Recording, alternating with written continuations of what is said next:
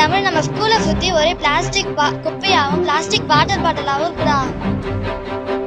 ஆமா ஜகா, நம்ம ஊரை சுத்தியே ஒரே பிளாஸ்டிக் பைகளும் பிளாஸ்டிக் பாட்டிலுங்களும் இருக்கு ஜகா. அதால மரக்கன்றும் வைக்க முடியல. ஸ்கூல் பின்னாடி டேங்க் ஆண்ட சேரும் சகதியமாக இருக்கு. அது சகதியால நம்ம நோய் அதிகரிக்குது. என்ன பண்ணலாம்?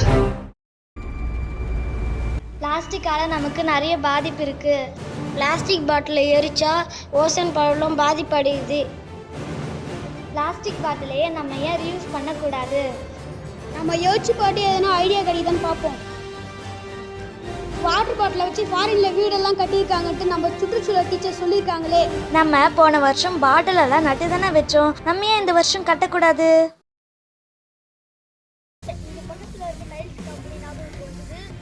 நாங்கள் பக்கத்தில் இருக்கிற டைல்ஸ் கம்பெனி போயிட்டு உடஞ்சி போன டைல்ஸ்லாம் கேட்டோம். அவங்களாம் தந்தாங்க.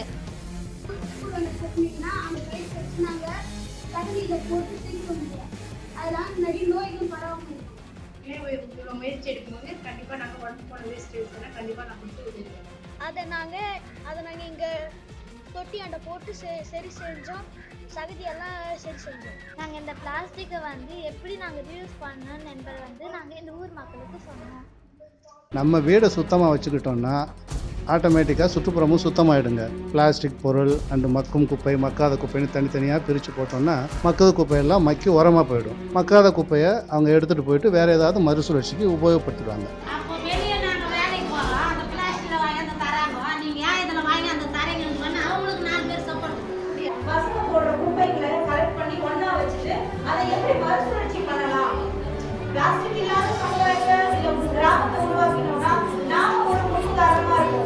இந்த மாதிரி கீழே கிடக்கிற நெகிழி வாட்டர் பாட்டில்ல சேகரிச்சு இந்த மாதிரி சிமெண்ட் மணல்லாம் கலந்து இதில் போட்டு ஸ்டாண்ட் ஆக்கி இந்த மாதிரி செடிங்க வைக்கிறதுக்கு மகிழ்ச்சி வேறு அமைச்சிருக்கோம்.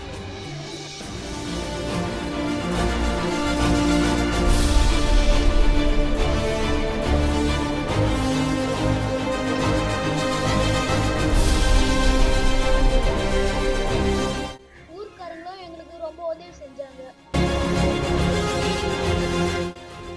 நாங்கள் ஸ்கூலை சுற்றி இருக்கிற பிளாஸ்டிக் குப்பையெல்லாம் க்ளீன் பண்ணிட்டோம். எங்களுக்கு இப்போ செடி வைக்கிற சூழ்நிலை வந்துச்சு.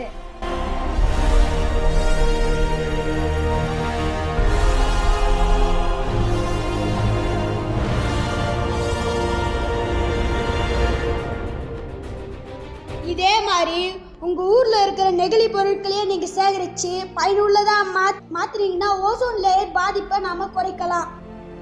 எங்கள் ஊர் மக்களும் எங்கள் பள்ளி மாணவர்களும் சேர்ந்து நாங்கள் ஆசிரியர்கள் எல்லாரும் சேர்ந்து மக்களுக்கு விழிப்புணர்வு கொடுக்கணுன்றதுக்காக ஒரு மனித சங்கிலியை நாங்கள் ஏற்படுத்தி ஸ்கூல் ஆண்டு விழாவில் சுற்றுச்சூழல் பற்றி ஒரு நாடகம் போட்டோம்.